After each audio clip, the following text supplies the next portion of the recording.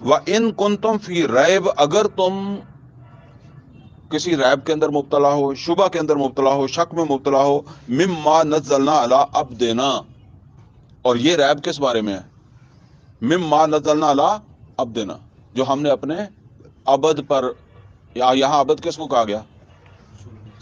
رسول اللہ صلی اللہ علیہ وسلم کو، جو ہم نے اپنے بندے پر نازل کیا ہے، یعنی اگر تمہیں اس قرآن میں کوئی شک ہے، یہ بات یہاں یہ کہی جا رہی ہے کہ اگر تمہیں اس قرآن میں کوئی شک ہے جو ہم نے اپنے بندے کے اوپر نازل کیا ہے، تو کیا کرو؟ فَأْتُوا بِسُورَةٍ مِّن مِّثْلِهِ، اس جیسی کوئی ایک صورت بنا کر لاؤ۔